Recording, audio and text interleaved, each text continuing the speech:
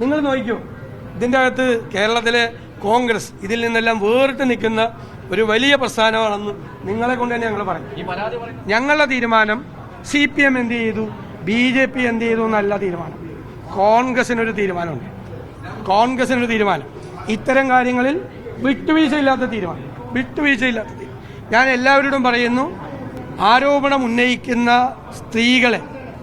സ്ത്രീകൾക്കെതിരായി, ഒരു സ്ത്രീക്കുമെതിരായിട്ട് ഒരു സമൂഹ മാധ്യമത്തിലൂടെ ഒരു പ്രചരണം ആരും നടത്തരുത്, ഒരു UDF പ്രവർത്തകരും നടത്തരുത്.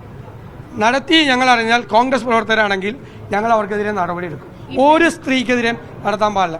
അത് ശ്രദ്ധയിൽപ്പെട്ടാൽ അത് നടപടിയെടുക്കും. അത് തെറ്റാണ്. അത് കോൺഗ്രസിൻ്റെ കൾച്ചറല്ല, കോൺഗ്രസിൻ്റെ സംസ്കാരമല്ല.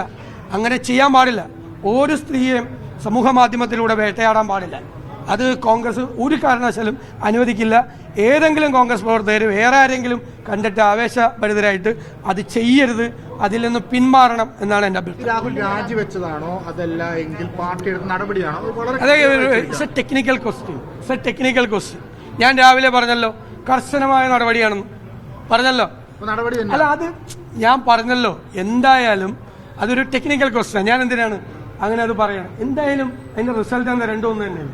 ഈ രാഹുലിന്റെ വാർത്താ സമ്മേളനം താങ്കൾ ശ്രദ്ധിച്ചിട്ടുണ്ടാവില്ല. ആ വാർത്താ സമ്മേളനത്തിൽ അദ്ദേഹം ഇതിനെല്ലാം ന്യായീകരിച്ചുകൊണ്ട് വരികയായിരുന്നു. അല്ലല്ല, അദ്ദേഹം നിരപരാധിയാണെങ്കിൽ നിരപരാധിത്വം തെളിയിക്കാനുള്ള അത് അദ്ദേഹത്തിനും ഇല്ലേ.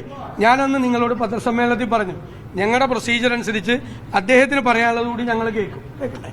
ആരാണെങ്കിലും കേൾക്കണ്ടേ? നമ്മളൊരു അന്വേഷണം നടത്തുമ്പോൾ ആരോപണ വിധേയനായ ആൾക്ക് കൂടിയുള്ള അഭിപ്രായം ഞങ്ങൾ കേൾക്കുമെന്ന് ഞാൻ പറഞ്ഞു അന്നത്തെ പത്രസമ്മേളനത്തിൽ. എല്ലാം സൂക്ഷിച്ച് ഉപയോഗിച്ച് എല്ലാ വാക്കുകളും. അപ്പോൾ ഞാൻ CPM എന്ത് ചെയ്യുന്നു, BJP എന്ത് ചെയ്യുന്നു എന്ന് ഞങ്ങൾക്ക് പ്രശ്നമല്ല. പക്ഷെ അവർക്കൊന്നും ഇതിനെക്കുറിച്ച് സംസാരിക്കാൻ, നാവനക്കാൻ ഉള്ള അവകാശമില്ല. കാരണം അവർ ഓരോ കേസ് ഒന്നല്ലല്ലോ, ഒന്നാണോ? ഞാൻ പറഞ്ഞ മാതിരി കോഴി ഫാമാണ് ഞാൻ.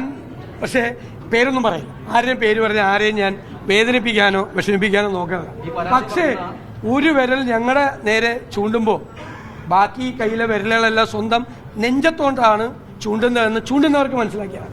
നിങ്ങൾ നോക്കിക്കോ, ഇതിൻ്റെ അകത്ത് കേരളത്തിലെ കോൺഗ്രസ് ഇതിൽ നിന്നെല്ലാം വേറിട്ട് നിൽക്കുന്ന ഒരു വലിയ പ്രസ്ഥാനമാണെന്ന് നിങ്ങളെ കൊണ്ട് തന്നെ ഞങ്ങൾ പറയും.